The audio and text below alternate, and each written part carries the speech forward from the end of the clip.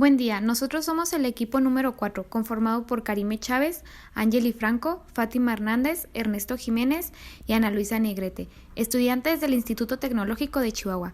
Hoy hablaremos sobre el número de Lewis, para la materia Mecanismos de Transferencia, impartida por la maestra Ofelia Rivera Sasso.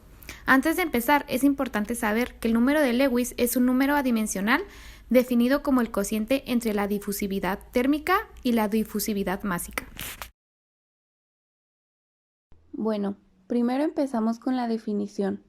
El número de Lewis, abreviado como LE, llamado así por Warren Lewis, es un número adimensional definido como el cociente entre la difusividad térmica y la difusividad másica, así como lo podemos ver en la ecuación, donde alfa representa la difusividad térmica y D mayúscula representa la difusividad de masa. Pero para entender mejor el concepto, debemos saber qué significan estos dos términos que vienen en dicha ecuación. Y comenzamos con la difusividad térmica, que es la que mide la velocidad a la que la temperatura cambia dentro de una sustancia. O sea que podríamos decir que es la rapidez con la que un material aumenta de temperatura. Después está la difusividad de masa, que es una constante de proporcionalidad entre el flujo molar y la fuerza impulsora de difusión, y depende de la temperatura, de la presión y de la naturaleza de los componentes.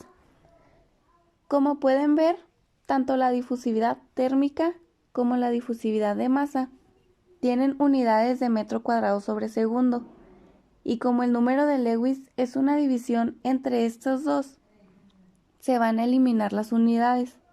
Por eso la definición nos dice que el número de Lewis es un número adimensional, es decir, que no tiene dimensiones y por lo tanto no tiene unidades.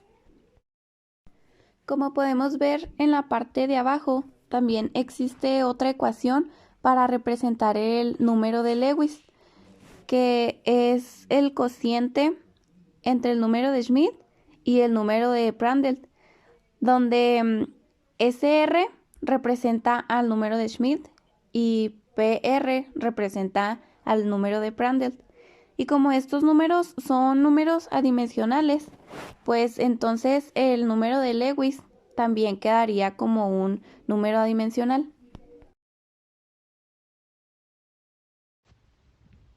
Utilidad. El número de Lewis se utiliza principalmente para caracterizar flujos de fluidos, donde hay transferencia sincrónica de calor y masa, es decir, que estos fenómenos se producen o se hacen al mismo tiempo.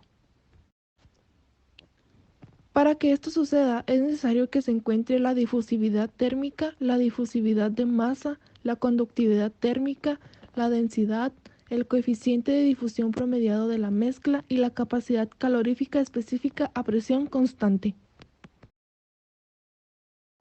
También el número de Lewis juega un papel fundamental en la combustión, ya que ayuda a la estabilidad de la misma. Por otra parte, ayuda a la optimización y aspectos cualitativos de los sistemas de separación. La importancia del número de Lewis es de gran magnitud. Una de ellas es la llamada relación de Lewis, que determina la relación entre la masa y los coeficientes de transferencia de calor. Es mayormente utilizada para caracterizar flujos de fluidos donde existe transferencia simultánea de masa y calor.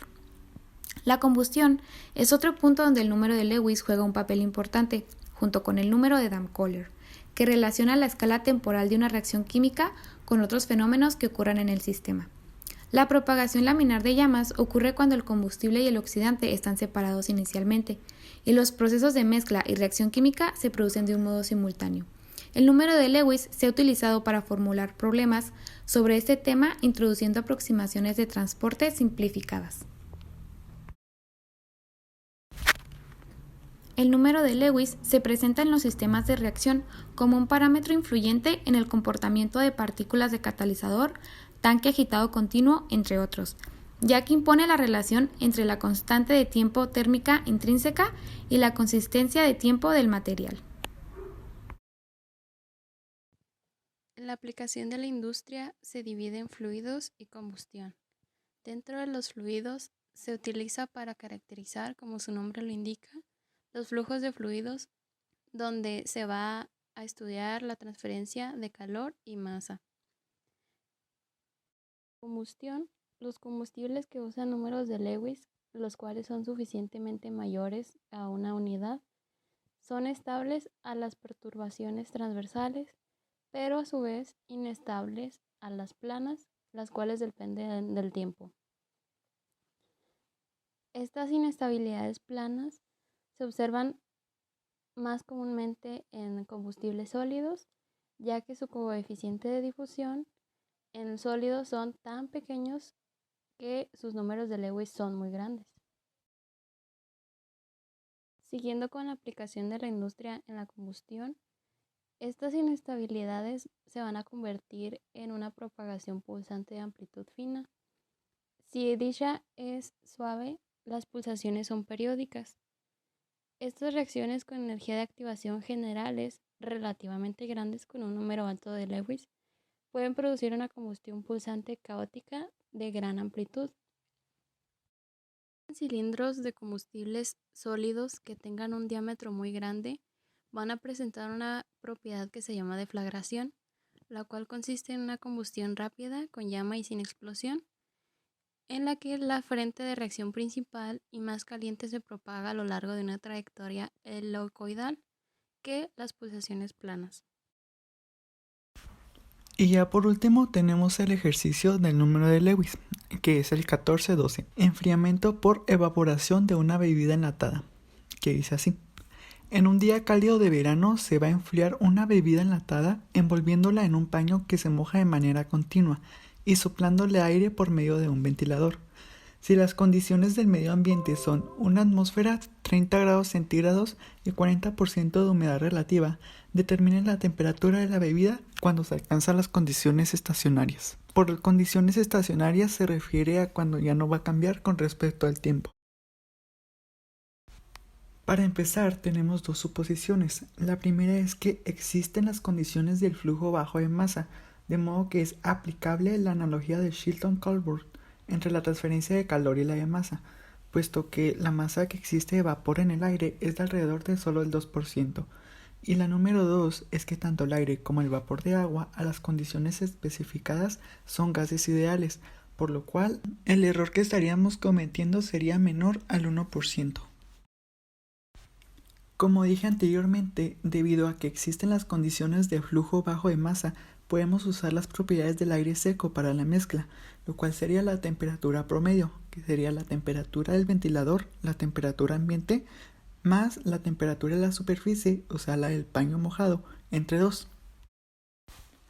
También sabemos que la temperatura de la superficie debe de ser menor a la temperatura del ambiente, y para este ejercicio tomaremos que la temperatura de la superficie serán 20 grados centígrados.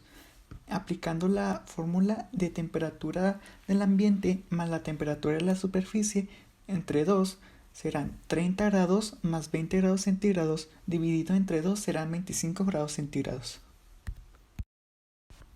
Y ya que conocemos las temperaturas del agua y del aire, como también su presión, que sería la presión a una atmósfera, buscamos en las tablas termodinámicas, específicamente en la tabla A9 y la tabla A15 sus propiedades, las cuales serían: para el agua, el calor latente de vaporización igual a 2454 kJ sobre kilogramos, su presión igual a 2.34 kilopascales, y también tenemos que su presión a 30 grados centígrados son 4.25 kilopascales. Y aparte, para el aire seco conocemos su calor específico a presión constante, el cual es 1.007 kJ sobre kilogramos por grados centígrados. Y también tenemos su difusividad térmica, que es 2.141 por 10 a la menos 5 metros cuadrados sobre segundos.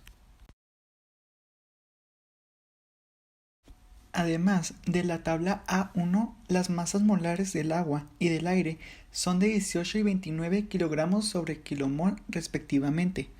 También la difusividad de masa de vapor de agua en el aire a 25 grados centígrados es igual a 2.50 por 10 a la menos 5 metros cuadrados sobre segundos.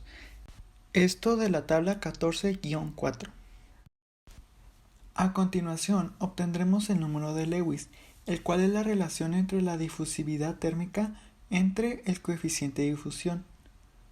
Sustituyendo, tenemos los valores de 2.141 por 10 a la menos 5 metros cuadrados sobre segundos, entre 2.5 por 10 a la menos 5 metros cuadrados sobre segundos, lo cual nos da un valor de 0.856. El número de Lewis presenta tres casos: cuando el número es menor a 1, igual a 1 o mayor a 1. Cuando es menor a 1, en este caso, existe una mayor transferencia de masa y una menor transferencia térmica. Cuando es mayor a 1, hay una mayor transferencia térmica y una menor transferencia de masa. Y cuando es igual a 1, pues quiere decir que se está transfiriendo la misma cantidad de masa que de energía térmica. En este caso, como bien dijimos, es menor a 1, por lo cual se está transfiriendo más masa que energía térmica. Antes de aplicar la analogía de Chilton-Cockburn, necesitamos conocer la presión de vapor del aire alejado de la superficie, el cual es la multiplicación entre la humedad relativa y la presión de saturación a 30 grados centígrados. Conocíamos que la humedad relativa es a 40%, por lo cual es un 0.40 multiplicado por 4.25 kilopascales y nos da como resultado a 1.70 kilopascales. Como el aire en la superficie está saturado, nosotros podemos utilizar la presión de saturación, la cual es los 4.25 kilopascales. Ahora bien que tenemos todos los datos que se necesitan para aplicar la analogía de Chilton-Cockburn, podemos aplicar la ecuación, la cual sería: la temperatura de la superficie es igual a la temperatura del ambiente menos el calor latente de vaporización sobre el calor específico a presión constante multiplicado por el número de Lewis elevado a los 2 tercios multiplicado por la masa molar del agua sobre la masa molar del aire, y esto multiplicado por la presión del vapor de la superficie menos la presión del vapor del ambiente, dividido sobre la presión. Y sustituyendo los valores, tenemos que la temperatura de la superficie es igual a 30 grados centígrados menos 2454 kJ sobre kilogramo dividido sobre 1.007 kJ sobre kilogramo por grado centígrado. Y esto multiplicado por 0.856 elevado a la 2 tercios por 18 kilogramos sobre kilomol entre 29 kilogramos sobre kilomol multiplicado por 2.34 menos 1.70 kilopascales sobre la presión atmosférica, la cual es 101.3 kilopascales. Y esto nos da como resultado 19.4 grados centígrados. Por lo tanto, por este proceso, la temperatura de la bebida puede bajar hasta 19.4 grados centígrados.